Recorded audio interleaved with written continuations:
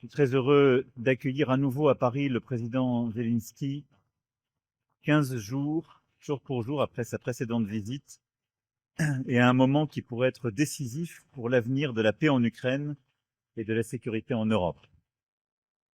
Le président, selon une analyse publiée aujourd'hui par l'AFP, l'armée russe a réalisé en novembre sa plus grosse progression sur le front en Ukraine depuis un an.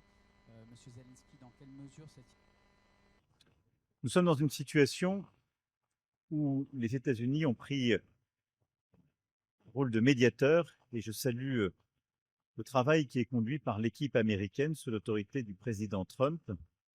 Les États-Unis d'Amérique, comme l'Ukraine, comme tous les Européens, veulent la paix. Et c'est l'objectif central des négociations qui se sont tenues ces dernières heures et ces dernières semaines. Mais il est clair pour nous tous que lorsqu'on parle de paix, chacun a son rôle à jouer. La Russie d'arrêter l'agression. Elle n'a donné aucun signal, aucune preuve en ce sens.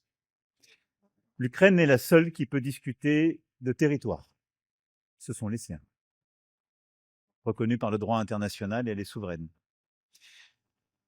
Quand on parle de garanties de sécurité, elles ne peuvent être discutées ou négociées sans que les Ukrainiens, dont c'est le territoire, soient autour de la table, et sans que les Européens et l'ensemble des alliés de la coalition des volontaires soient autour de la table, puisqu'il s'agit des garants et puisqu'il s'agit aussi de la sécurité du territoire européen.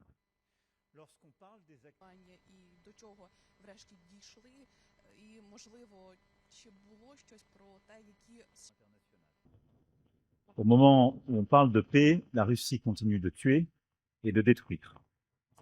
C'est évidemment une insulte au droit et un obstacle à la paix. Je voudrais aussi dire au président Zelensky tout mon soutien après 2 semaines qui ont été particulièrement denses et difficiles. Et c'est la raison pour laquelle il était important aujourd'hui que nous puissions nous retrouver.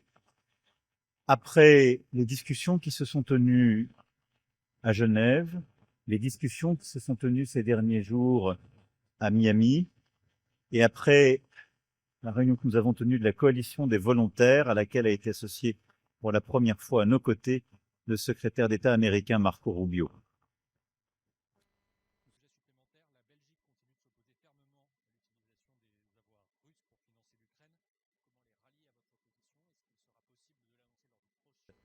Et durable.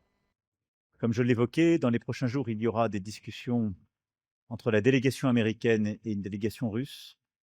C'est à l'issue de celle-ci que une plus grande clarté sera faite sur la volonté ou non de la Russie d'avancer. Pour ce qui nous concerne, nous continuerons de soutenir tous les efforts de paix. Dans l'entretemps, nous continuerons de soutenir l'effort de résistance de l'Ukraine. Nous continuerons de sanctionner la Russie, car il en va de notre cohérence et il en va de notre sécurité. Je ne serai pas plus long, mais je vous remercie